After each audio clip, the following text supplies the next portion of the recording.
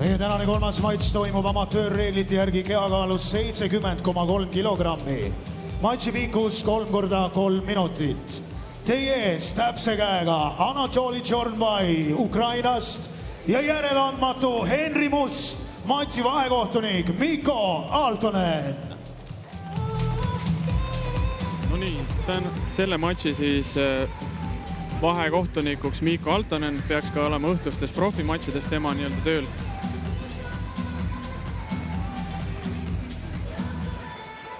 Vabavõitlusklubi RAM siis Henri Musta koduklubiks nii-öelda ka üks raju hinnatud partner nii-öelda. Oi, ja jääb sinna ette seisma. Mis ma vaatasin oli see, et Anatolil oli 5 knockoudiga võitu. Mis amatöörringides alati on selline. Nii, Guillotine kägistuse oht ka, aga Henri maadleb seal hästi. Kuni ta suudab seal pead nii-öelda üleval pidada ja eriti sinna selja poole liikuda, siis on see kägistuse oht väiksem nii-öelda. Kui siin Anatoli vastu keerab ja suudab selle pea alla murda, siis läheb väga ohtlikuks. Mulle tundub, et Anatoli kasutab seda rohkem kui selliseks kontreerivaks haardeks kui kägistuseks. Eks seal on nii-öelda Henri seda vastupinget ka. Aga nüüd hakkab väikselt päris huvitavaks minema selle guillotiiniga. Ja nüüd on nad rindrinnakuti ja näha, kuidas see kägistus läheb järjest ohtlikumaks ka. Pea on päris alla murtud ja tegelikult ongi juba päris ohtlik. Henri üritab sinna puusa alla viia nii-öelda, et jällegi oma rühti paremaks saada. Aga jõudu kulub seal ka mõlemal oma jagu praegu. Aga sai siin alguses ikka paaril korral Henri Must päris korralikult pihta ka. Et jäi nagu sinna löögidistantsi väga lähedale natukene, mitte paha pärast, aga ikkagi magas maha, jäi pisut unelema nii-öelda. Kui sa amatöörringkonnas ikkagist 5 knockoudi võitu saad, siis sul tekib päris suur enesekindlus, ütleme kätesse ka, et edasi liikuda, nagu Anatoli läks. Mis oli natuke, eks siin juhtus mingid vead klinši olukordadega. Jah, eks tal on nagu poole jagu rohkem ka siis seda kogemust üldiselt matšidena nii-öelda. Ei ole seda pead ikka veel kätte saanud. Mingil määral võib ka mõelda selle haardega võitlemisele nii-öelda. Kuidas siin on? Pool raundi on veel praegu aega siin.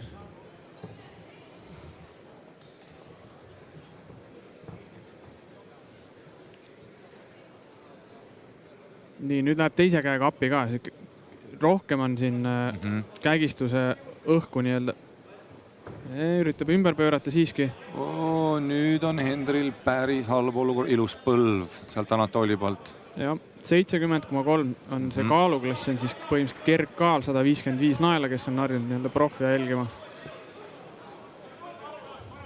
Võite, kas Anatoli see käsi on väsinud ka sellest guillotiinist? Ei oska hinnata, kui palju ta sinna jõudu pani.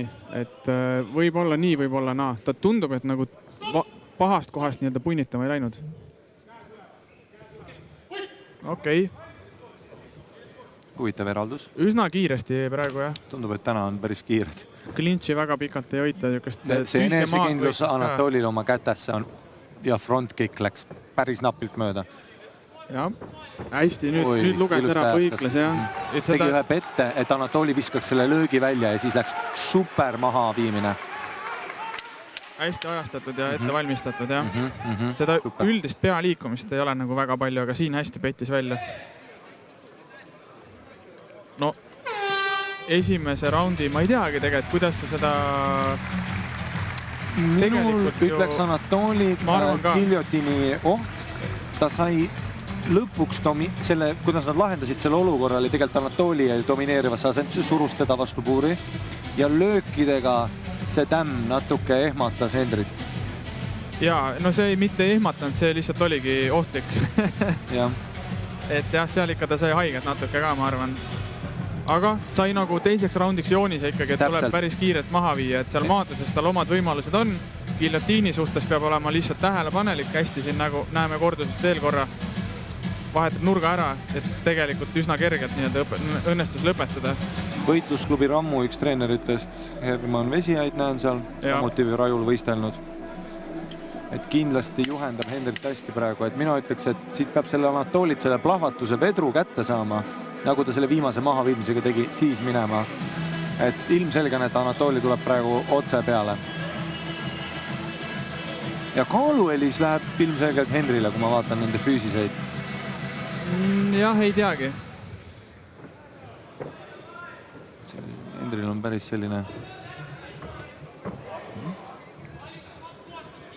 okei, Henri ilusti jälle viskas pinge peale, tubli.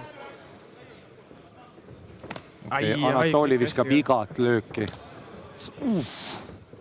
Nagu siin enne juba ütlesime, et Tokoni klubi siis löögid on teravad ja rasked üldiselt. See madal säärde loogika, mida just Henri tegi, aga Anatoli oma oli päris tugeva tagajärjega. Ilus Henrilt, see oli väga hea. Overhandi siis maha viimisse. Ja, aga luges ikkagi ära selle Anatoli ka hästi. Et... No, Henri siin... Kuna ta liikus selle löögi peale ka juba tagasi, siis see distants, mida ta pidi katma, oli suht pikk nagu. Jälle see giljotiini oht. Jep. Ja jälle see giljotiini oht. Ja nüüd on juba puust all ka. Aga visalt siin võitleb ikkagi selle maha viimise eest edasi ka. Ei ole väga lasknud ennast nii-öelda sellest giljotiinist hirmutada siin.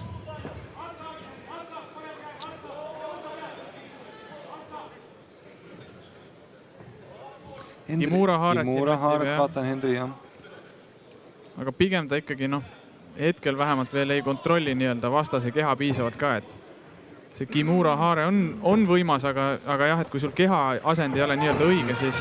Väga huvitav Madin oli praegu positsiooni nimel. See on see kõrgem mees võidab reegel ja väga lahedalt nad üksteisega võitlesid. Nii, ja nüüd on mount ja üks käsi on ka seal isoleeritud, keerab selja poole ära, nüüd peaks üritama selja poole tagasi liikuda ka, et jalgade vahelt välja saada nii-öelda. Praeguste vahetuste käigus on näha Anatolilt seda kogemuste pagasi rikkust. Et nendes kaootilistes hetkedes need valikud, mis ta langetab, on need väiksed nüansid. On väga head. Siin lööb ka päris hästi, et suudab siia lukumaadlusesse hästi neid lööke nii-öelda sisse panna. Ja sellega kohe nii-öelda endale uusi võimalusi luua ja initsiatiivi hoida ka. Henri teeb lihtsalt kõik õigesti, lihtsalt raske päev at the office. Jah, võib nii öelda ka.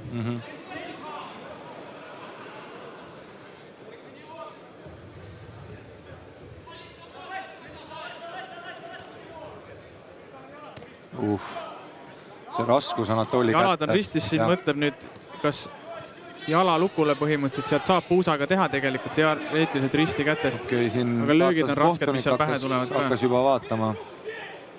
Mulle tundub, et Anatoli saaks siin võib-olla löökidega lõpetuse isegi kätte, kui ta leiaks eriti domineeriv asendi ennast peal. Siit alt on raske seda tämmi tekitada, vaat sealt juba raske round Henrile. Raske round. Mount peale ja siit läheb Anatoli tööle. Aga aega ei ole enam. Saab vist siit roundist ka välja, ei pruugi. Nibin-nabin, see oli väga piiri peal. Siit oleks paar sekundit veel olnud, siis oleks ilmselt tulnud lõpetus ka.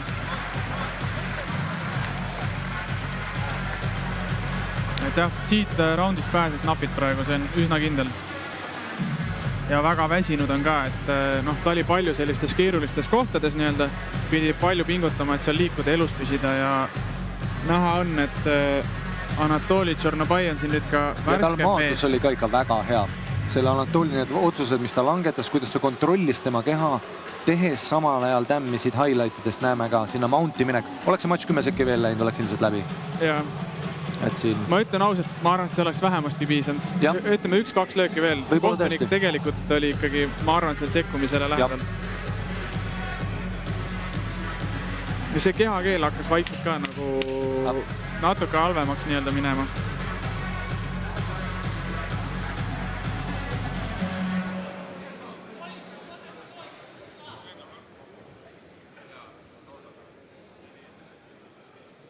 Ja kui su põhiline nii-öelda plaan on maadelda ja sa oled juba päris väsinud ka, siis see ei ole ka väga lihtne. Jääbi pealt läks Henri. Kohe sisse, suht tummalt pressis edasi, et väga siin risti ette ikkagi ei löö, mis siis, et on seis raske, siis Henri jätkab visalt. Ja otse siin meie laua ees ka nii-öelda. Anatoli jälle, kes paneb lööke ja maadlust väga ilusti kokku. Puusa heitega siin. Saab siin ka pealmise asendi kohe kätte ja see võib tähendada, et siin pikka pidu ei olegi enam. See peaasend, kuidas Henri seal vastu puuri jälle on, see, vaat siit need löögid on väga ohtlikud. Me just sinuga kommenteerisime ühte matšiga, mis lõppes siin hiljuti. Oli.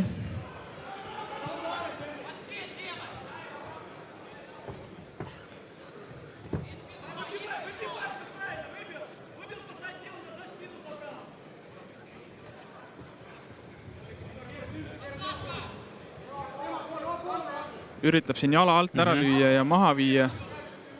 Sa näed, Henril kognitiivselt on kõik kohal, ta langetab otsuseid, ta teab, mis tema ümber toimub, ta ei ole paanikas, lihtsalt su enda mootor, noh, mingi hetk hakkab pipardama. Ja võhm on otsas siin lihtsalt, jah. Jah, et tegelikult ta ei tee midagi, sa ei saagi öelda, et midagi siin valesti on.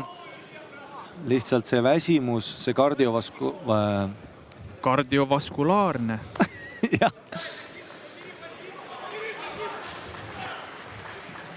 Anatoli siin peal. Võhm on väljas. Võhm on väljas. Nii on, aga no eks siin pidi esimeses 2 raundis selle maadlusega palju tööd tegema ka. Ja nüüd on siin veel minut ja 15 jäänud. Et on teinud siin palju rasket tööd ja väga suure osa ajast maadend ka tegelikult läbi selle kägistuse, kus kael on ikka maks pinges kogu aeg ja hingamine ka ilmselt häiritud. Et noh, täiesti inimlikult mõistetav, et see väsimus seal tuleb. Aga lihtsalt reaalsus on hetkel see, mis ta on, et on suht hädas siin praegu. Aga ma tahaks näha Anatolit, siin on võimalus tegelikult tundub, energia pooltest tundub, et tal oleks võimalus lõpetust otsida, mida ma alati tahan näha ka. Et selline, ta otsib seda tegelikult asendid ja Henri ikkagi puikleb seal kogu aeg vastu, kogu aeg liigutab puusa, et siin ei ole seda defineerivat asendit veel tekkinud. Ilus põlv sinna kehasse. Mõned korrad on veel seal kehasse põlve töötanud.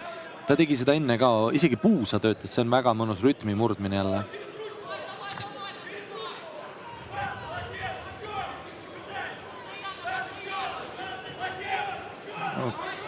Ma korraga mõtlesin, et äkki ta ei tahagi tehnilise knockout'i peale välja minna, lihtsalt nii-öelda sportlikult maadleb lõpuni, aga ei, paistab, et siin ikkagi oli lihtsalt, et ei saanud nii-öelda asendit kätte, et on nõus lööma küll siin. Siin osas Anatoli asemel mina läheks täiesti lolliks kõik, mis on, et lõpetus saada. Aga paistab, et õppetund Henri Mustale. Anatolilt väga ilus matš. Nii on, jah. Siin ikkagi kogemus ja võib-olla 5 aastat natuke vanuse eelist ka nii-öelda. Lõpuks ikkagi jäi peale, tegi siin head tööd. Püsti oli terav, kohe matši alguses karistas paaris olukorras mõned vead ära ka ja sellest piisas ja 3. raundiks oli juba üsna vähe järgi nii-öelda, et see läks suhteliselt ladusalt tal. Henri puhul jah, see on see win or you learn kogemus jälle, et siin tegelikult kogu aeg oli asendeid, kus ta konkureeris, kogu aeg otsis, Anatolil on ühtegi lihtsat hetke. Aga esimeses raundis juba Anatoli see usk enda kätesse pani ennast maksma päris varakult. Aga see tekibki sellega, kui sa ikka päriselt inimesi nokki lööd, siis sa hakkad uskuma ise ka seda, et okei, ma astun edasi, rasked käed, kõik see, et Anatolil on see täispäkk. Kohtunike ühehäälse otsusega võitis matši winner of the match Anatoli Džornobai, Ukraina, Ukraine.